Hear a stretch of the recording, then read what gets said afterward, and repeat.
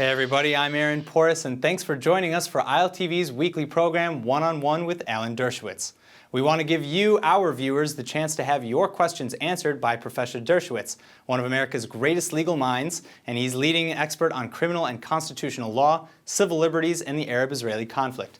Hi, Professor Dershowitz. It's great to see you again. Nice to see you again. All right, so let's get started, Professor. As you know, every week we open our show with a special guest.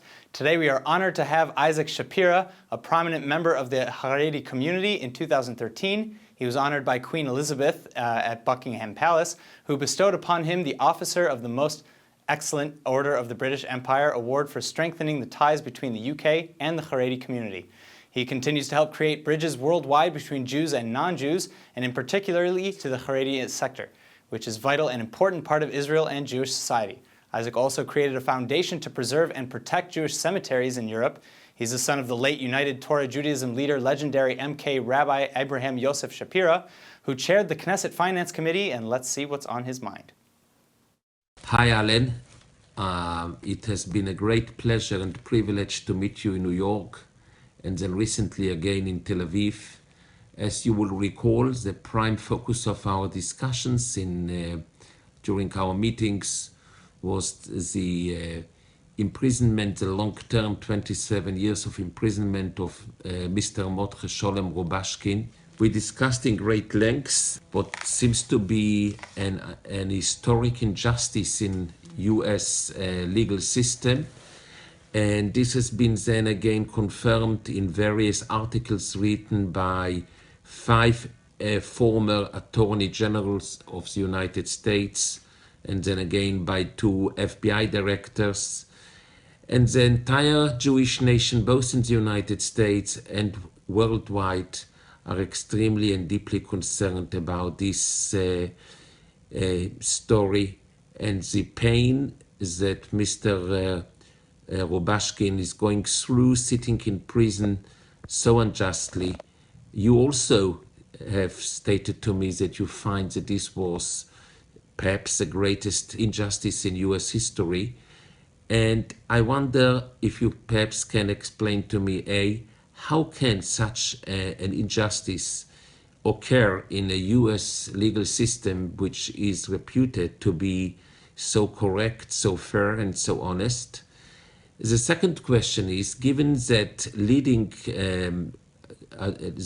attorneys in the United States and FBI directors and you are all speaking so loudly about it, how is it that President Obama is not considered to pardon Mr. Rubashkin and release him from this long-term imprisonment?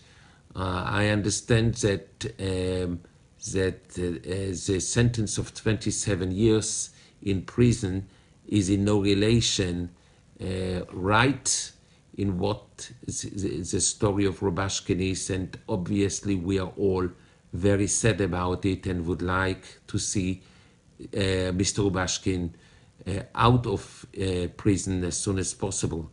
Perhaps you can explain to us how did it happen, how can it be remedied, and what's the way forward to see Mr. Rubashkin out of prison as soon as possible?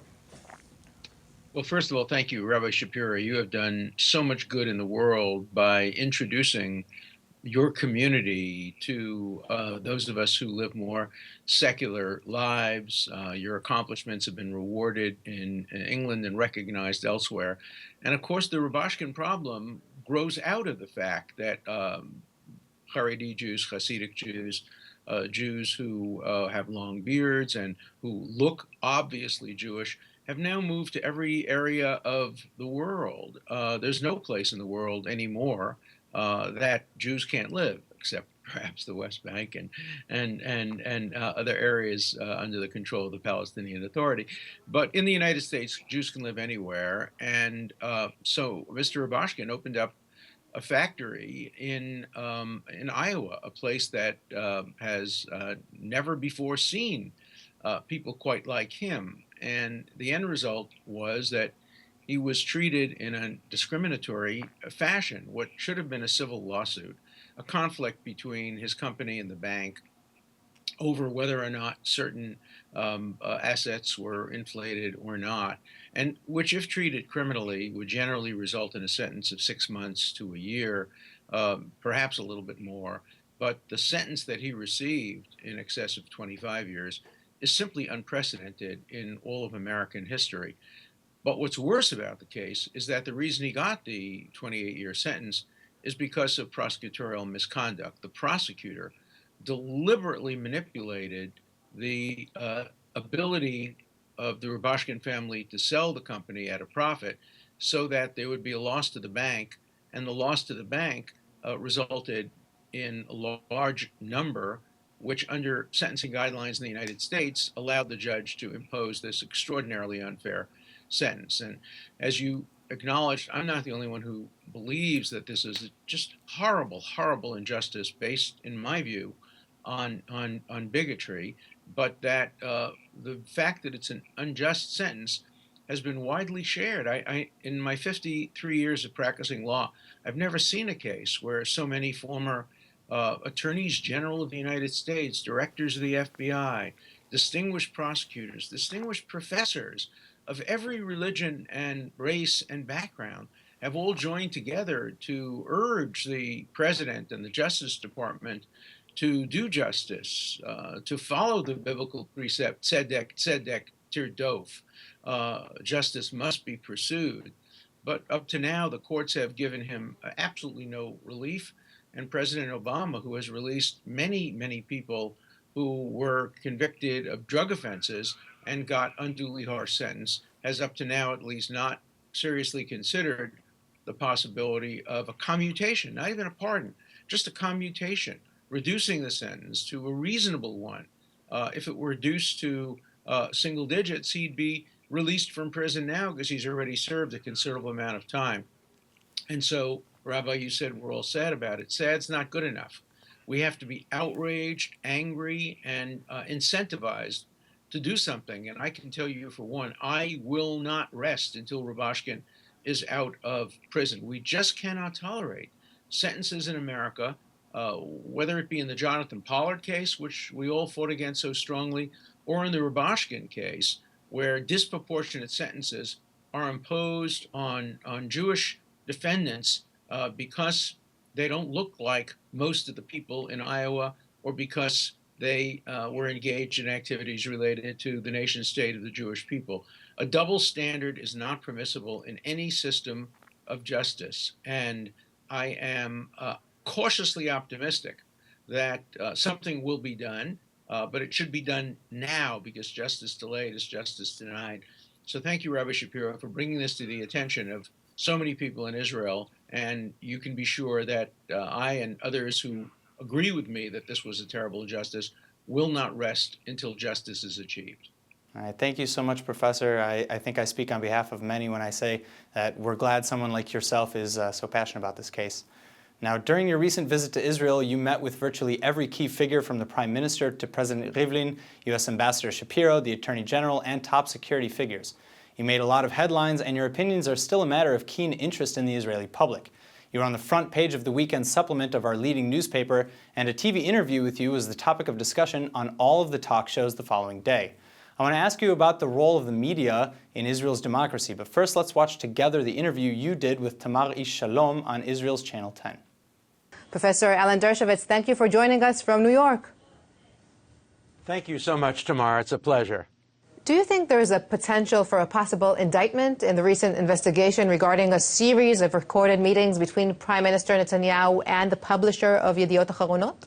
From everything I've heard and read about it, it seems very, very, very far away from any criminal activity. My understanding is that the Prime Minister himself recorded this conversation. I cannot imagine anybody recording something that would be a crime that they would be charged with. This sounds to me, from everything I've read, like a conversation between political enemies who have been at each other's throat for many, many years, and an effort was made to try to bring them together and lower the temperature, lower the tensions. What worries me even more is that there have been so many leaks, the systematic, selective leaks that the police seem to be engaging in. That sounds to me like it violates the law. And it is really an example of what in America we call McCarthyism. The police leak material that says this is the end of the world, this is the worst thing, this is dynamite, you ought to stand under your doorway because there's going to be an earthquake. And then when we find out what it is, it seems like a fairly typical political conversation between people who want to see if they can lower the temperature. Let's talk about the second investigation. If an American senator would have received for years gifts worth a total of hundreds of thousands of dollars from powerful businessmen, would this fly with no investigation? And what's the legal difference between pink champagne and prestigious cigars and good old cash? Well, first of all, in America, it's not a crime for somebody in politics to receive gifts from friends. The only time it becomes a crime is if there's a specific quid pro quo. If you give me this amount of money or this gift, I will promise I will vote for this or I will put you in office. There has to be a quid pro quo. I know in Israel the law is somewhat different, but the idea, look, every time I visit a prime minister, I bring the prime minister a copy of one of my books. I hope the prime minister will like my book. Maybe even they'll write an endorsement for the book. That's the way friends treat friends. But the idea of turning that into a criminal investigation is really an effort to undercut the democratic nature of elections. I agree with the approach of changing the law and waiting until the prime minister is out of office before you can conduct an investigation. That makes sense to me. But if Israel would have adopted your suggestion, Ehud Olmert, a corrupt politician, could have been still prime minister and wouldn't been brought to justice. Is that what we want? Well, he himself decided to resign. That was his decision. But if he had not, then there would have been plenty of time after he finished office for him to have been investigated, indicted, and if appropriate, prosecuted. But the idea of interfering with a democratic election, look, I started opposing this when Rabin was removed from office because his wife had a small bank account in the United States. I think Israel overdoes this more than any other democratic country I'm aware of. Was this your position regarding President Nixon and the Watergate scandal? See, that was very, very different because in the President Nixon case, there was a very serious charge of abusing his office against the national security of the United States. And again, there were no criminal charges brought against Nixon. Nixon was not indicted. He decided to resign after Congress looked into it and discovered that he had misused national security. Look, if a person who is the prime minister is accused of murder or rape or treason or abuse in a very major way, that's one thing. But when we're talking about whether or not he received champagnes or cigars or whether he had a conversation on tape with somebody, well, you know, that's always going to be a matter of degree. Friends give gifts to friends. And that's something the public should know about if a person is running for office and decide. Between now and the next few days, we have a president of the United States who may try to do great harm to Israel. And the prime minister has to be able to work 24/7, 25/8. He has to work all day and all night in defense of the people of Israel and not be concerned about these relatively trivial matters that public can use when he runs for election, but shouldn't be turned into crimes because there are no statutory crimes that would cover this kind of conduct. They're just not there. Professor Alan Dershowitz, thank you so much for talking with us. Professor, it seems to me Tamar was extremely fair. She was tough yet respectful, and I understand that for time considerations they could only use half of the interview. So what are the important points you want to share with your viewers that you maybe left out? Well, the important point was that my complaint really is about the nature of the relationship between the Israeli police, the media, and Israeli democracy. I am not here making these arguments on behalf of any particular individual. I have been friends with every prime minister of Israel since Golda Meir. That's been one of the great privileges and pleasures of my life. I opposed what happened to Prime Minister Rabin when he was basically denied his electoral office because his wife had a bank account in America. I opposed it when Prime Minister Sharon was being needlessly and repeatedly investigated. And I oppose it now when we see these kind of McCarthyite leaks. And I use that term advisedly. What Senator McCarthy used to do is hold up a paper and say, I have this information that will prove that so many people are communists. And what the police have been doing is leaking information and exaggerating its impact, saying that this is earth-shattering. It was one media that reported a police officer, a source saying, stand underneath the door of your house because you have to be protected from the earthquake that's going to occur. And then, of course, when the information comes out, it's trivial. It's about conversation between the owner of a newspaper and the prime minister, who have been in heated confrontation for years and years and years, and an effort to try to resolve the conflict between them and perhaps have fairer reporting. And there was consideration of a statute that was then being considered that Prime Minister Netanyahu and I both opposed, imposing restrictions on Yisrael Hayom as a free newspaper. These are not criminal matters. Receiving cigars and champagne from a friend are not criminal matters. I remember the first time I met an Israeli prime minister, it was Golda Meir.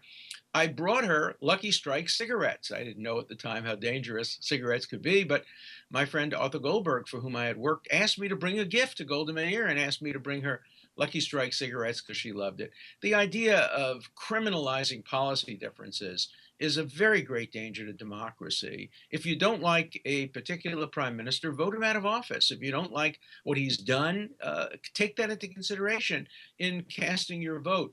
But don't criminalize policy differences. I have the same view, whether it be against Hillary Clinton or against Donald Trump. When Tom DeLay, who was the major Republican leader of the House, was criminally prosecuted, I was opposed to that. When Governor Perry of Texas, Republicans who I don't approve of, were prosecuted, I opposed that. So this is, for me, an institutional concern, not a focus on any particular person.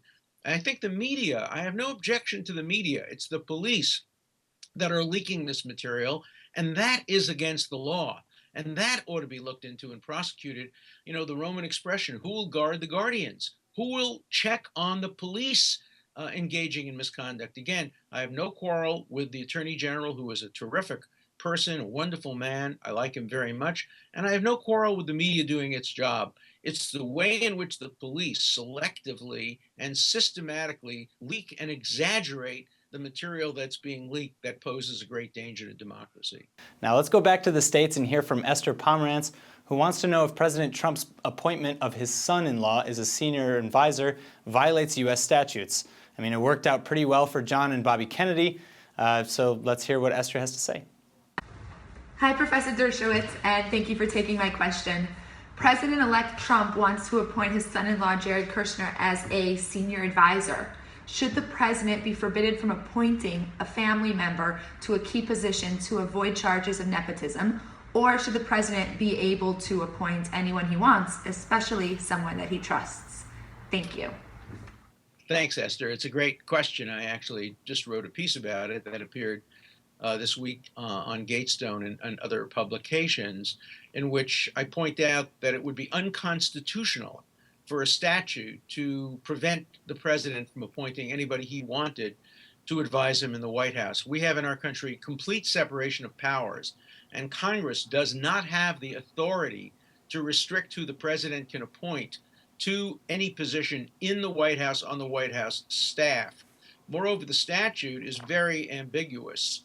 The statute, which was enacted after President Kennedy appointed his brother Robert, who turned out to be a terrific attorney general, but the statute does prohibit the appointment of anybody to an agency. The White House is not an agency, number one.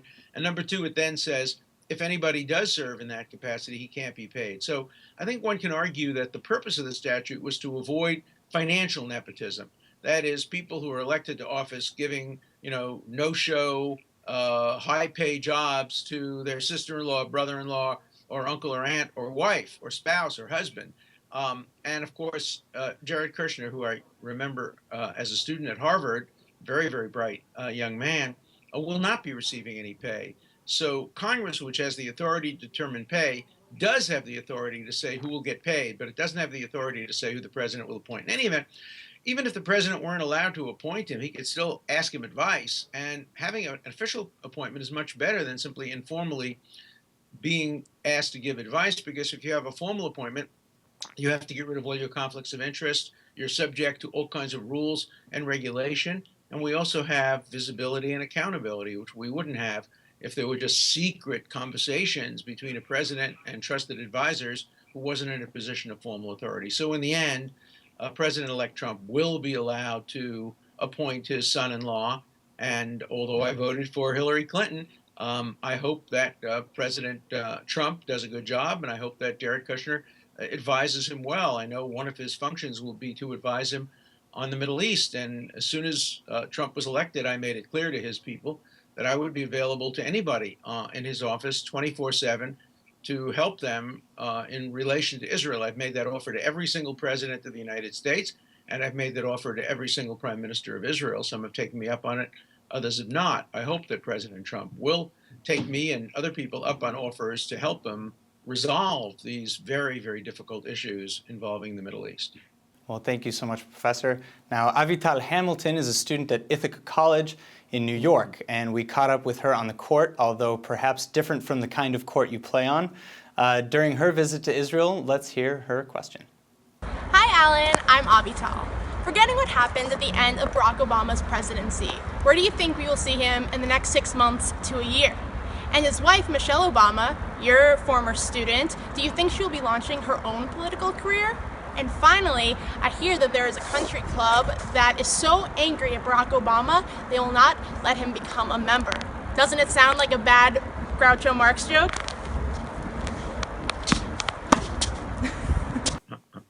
Well, thank you so much, Avital, and I'm glad to see you playing tennis in Israel. First, let's deal with the last part of your question first. There are rumors that a very, very elegant golf club in the outskirts of Washington, D.C., which is primarily white and primarily Jewish, which had previously invited Obama to join without fee a membership because of the prestige it would lend the club. Once the UN resolution was not vetoed by the United States, many of its members have been grumbling and saying, why should we have him come free? You know, it tells us something very important about race relations in America. The fact that a predominantly white, predominantly Jewish club can comfortably decide to turn down an African-American former president, and nobody would say it was racism, because it wouldn't be racism at all. It would just be disagreement over policies. Tells us something good about the state of racism in America. Obviously, it needs to get a lot better, but it's better than it ever used to be. In terms of, you know, the Obama legacy on the Middle East and what he'll do now, I just hope he doesn't become Jimmy Carter. Jimmy Carter became a force for evil, and he was one of the people who persuaded Yasser Arafat not to accept the Clinton-Barack peace offers of 2001, a rejection of which resulted in 4,000 deaths and a continuation of the conflict. Jimmy Carter has been a force for evil since he left the presidency. I know Barack Obama. He's a decent man. I think his heart is in the right place. I think his actions and policies have made peace much more difficult. I think he will go down in history as a very good domestic relations president, but a terrible, terrible foreign relations president. The world is a far more dangerous place after 8 years of Obama. It was more dangerous after 8 years of George Bush. The last 16 years have been a disaster for American foreign policy. America has been weakened. America's enemies, Iran, have been strengthened. Russia has been strengthened. America's allies, the Emirates, Jordan, Egypt, Saudi Arabia, Israel, have not been treated well by the Obama administration. So I think we're going to see a very mixed legacy. But let him into the golf club. Let him play golf. If you don't like what he stands for, disagree with him, join his foursome, invite him to have a drink. Maybe he'll listen, and maybe he'll be persuaded. All right, well, thank you so much. And that is unfortunately all the time we have for today. Thanks for your time, Professor Dershowitz. I also want to thank all of our guests, especially Isaac Shapira and Tamar Ish Shalom from Channel 10 News. If you'd like Professor Dershowitz to answer your questions, go to iltv.tv or our Facebook page and submit them. We'll see you again next week.